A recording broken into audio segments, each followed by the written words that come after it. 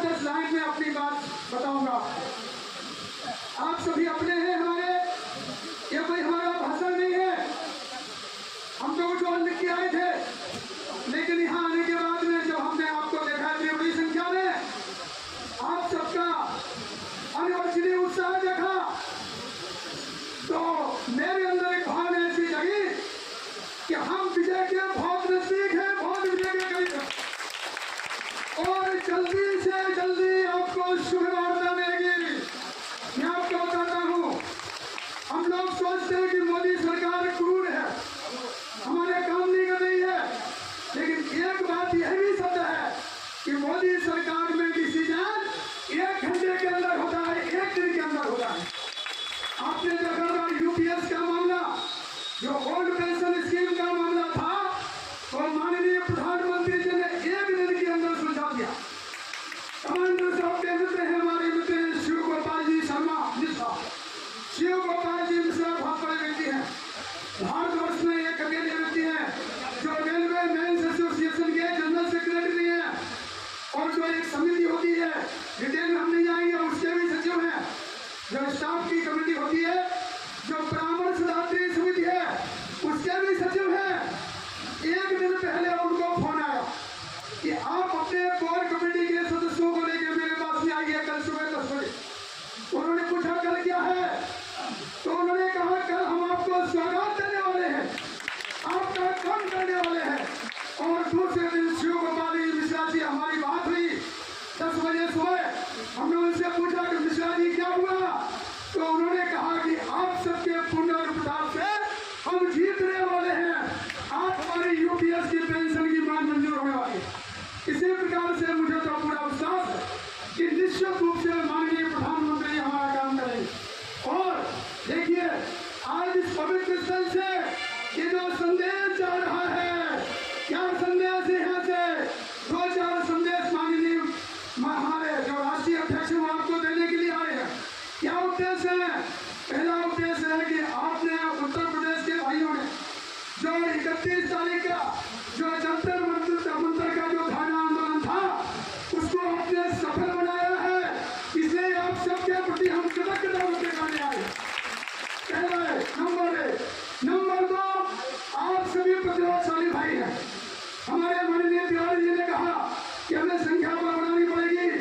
ये जो हमारे भाई बैठे हैं, तिवारी जी को ही पता है, उन्होंने आपको आगे की बात कही, लेकिन हमें जो दिखाई दे रहा है, आप सभी ऐसे प्रतिभाशाली नेता हैं जिसके पीछे हजारों नहीं लाखों लोग उनके पीछे, इसलिए हमें उनको चिंता करने की बात नहीं है, संख्या बल की बात नहीं है। बात तो यह है कि प्रतिभाशाली लोग हम कितने जोड़ सकते हैं, ये बहुत महत्वपूर्ण बात है।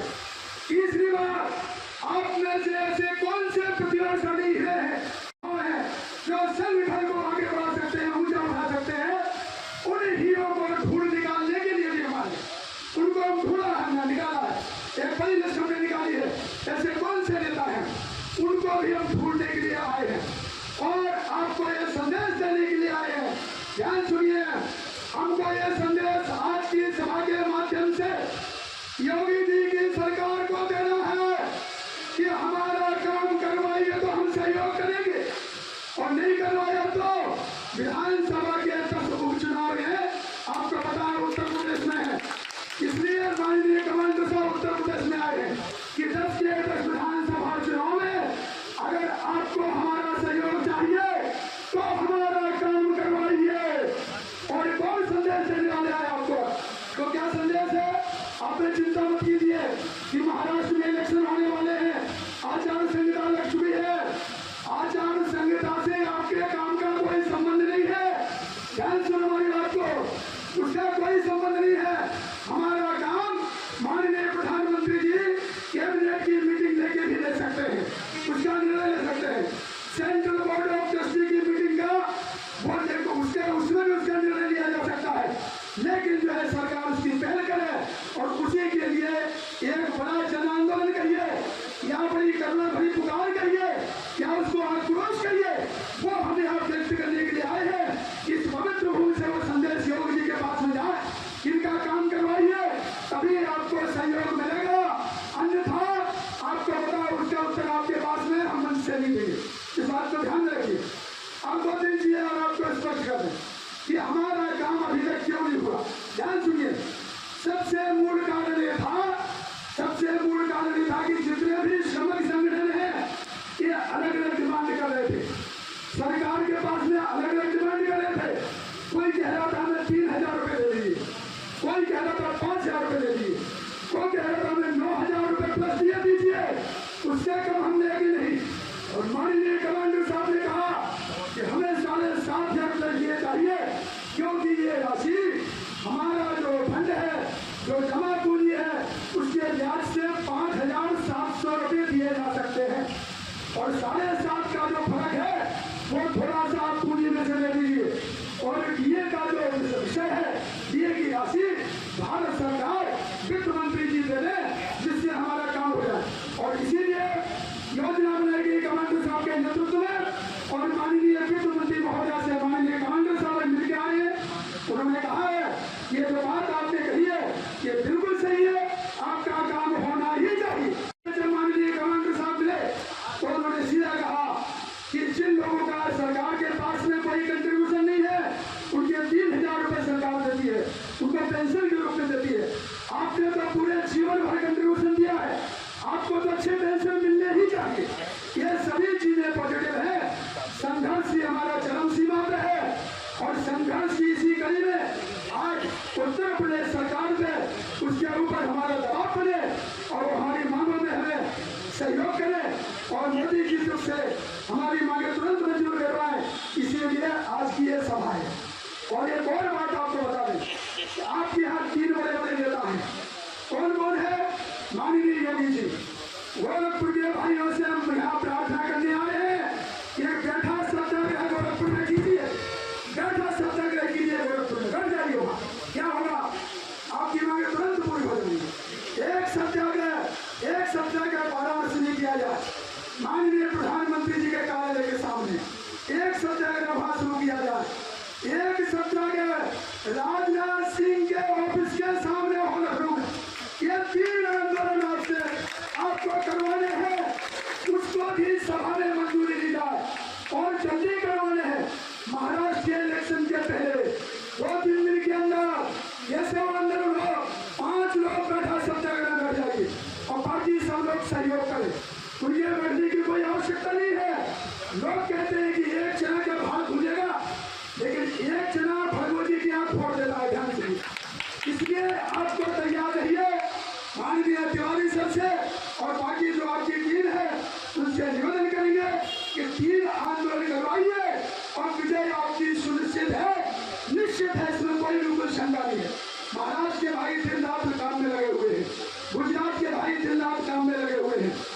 संघर्ष के साथ में कुछ भाई कहते हैं कि केवल संघर्ष करो, वार्ता मत करो, लेकिन संघर्ष के साथ वार्ता तो बहुत जरूरी है।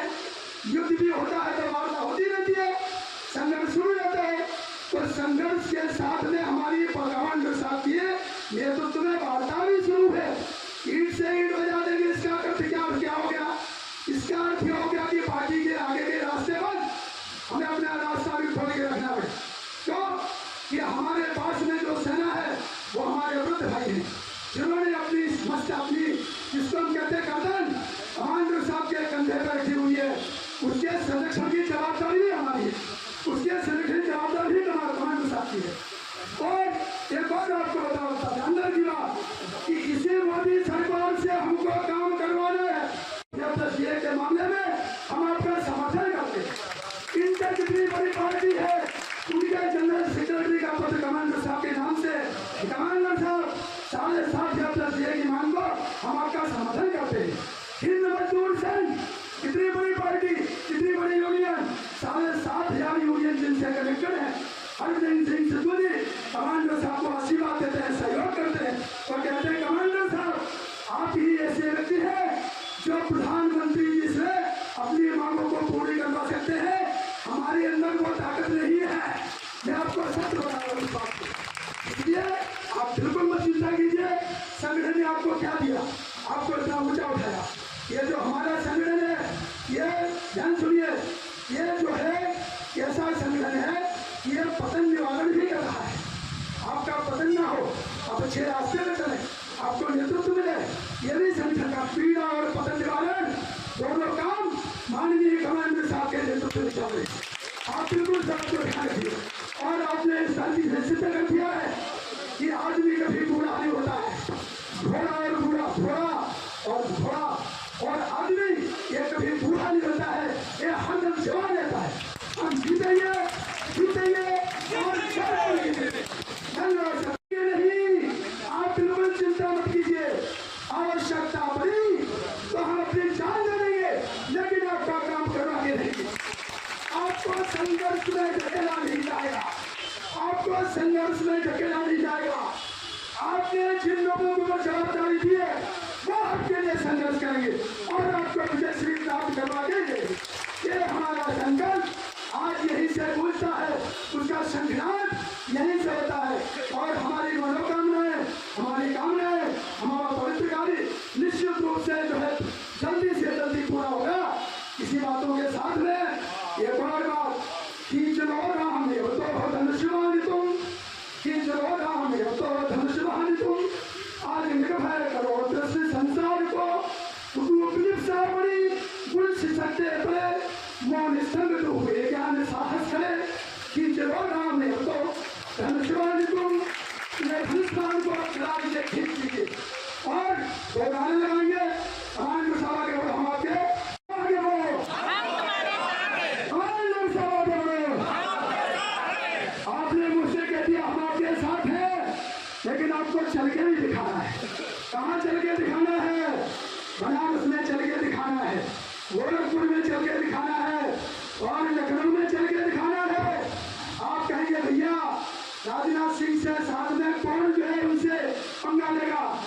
अरे ये छोटा आदमी ढूंढो जो 80 साल का हो, राजनाथ सिंह आगे उसके पैर छुएंगे, भैया क्यों आंदोलन कर रहे हो? अगर हम बैठा सत्याग्रह नहीं कर सकते तो मूक आंदोलन करें, मूक आंदोलन। हमें कुछ नहीं कहना है, 8 साल से हम यही सुनाते आ रहे हैं। हमारा काम क्यों नहीं हुआ? क्या हो? क्या मरने के बाद होगा क्या? ये सभी चीजें हैं, इस मार्ग को समझिए। एक बार फिर कमांडर साहब आगे बढ़ो, हम आपके साथ हैं।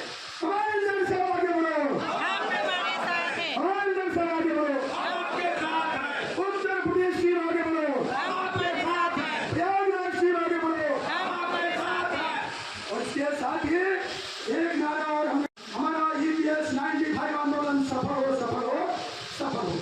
आपको एक नारा लगाना जोर से और अंदर से प्रार्थना करनी है। ऐसा बताते हैं कि परमात्मा के पास में एक ही अनुदान है, वो कहते तथास्तु। तुमने कहा कि हमारा आंदोलन सफल हो, तो परमात्मा क्या कहेगा? तथास्तु। क्या कहेगा? हमारा आंदोलन सफल हो। जोर से कहिए, हमारा EPS 95 आंदोलन सफल हो, सफल हो, सफल हो, हमारा EPS 95 आंदोलन सफल हो, सफल हो। एक बात मैं आपको बताने के लिए भूल गया हूँ, आपको रिपीट करता हूँ। कमांडर साहब के नेतृत्व में जो अभी तक का संघर्ष है, उससे फायदा ये हुआ कि जितने 12 सेंट्रल ट्रेड यूनियन हैं, ये सब एक जगह जा रहे हैं। सबने कहा कि हमें 9,000 रुपये पेंशन चाहिए, मतलब कि 7,500 दिए। 24 जून 2024 को जितने श्रमिक संगठन हैं, सबने कहा है कि हमको 9,000 रुपये चाहिए। लेकिन इसके ऊपर हमारा प्रस्ताव भी बन रहा है और बीच में भारतीय मजदूर संघ आ गई, उसने कहा कि हमें 5,000 रुपये दे दीजिए। कितने हजार रुपये? 5,000 रुपये। अब फिर जो है कमांडर साहब ने कहा है कि 5,000 दे दो तो हम ले तो लेंगे, लेकिन हम तुम्हारी छाती में बैठ के तुम्हारा क्या और हम 7,500 रुपये दिए पेंशन लेकर ही रहेंगे। जिन लोगों के हाई पेंशन के एप्लीकेशन पेंडिंग, जो पेंडिंग है, उनको जल्दी से जल्दी मंजूरी देने के लिए कमांडर साहब ने बताया कि 15 दिन के अंदर सभी केसेज अप्रूव करो। उसकी भी तैयारी चालू है। संघर्ष के साथ वार्ता शुरू है, संघर्ष चल रही है और हमारा संघर्ष न्याय हेतु संघर्ष है। क्या के लिए? न्याय के हेतु संघर्ष है। अंतिम हमारा EPS 95 आंदोलन आपको कहना है सफल हो, सफल हो, सफल हो।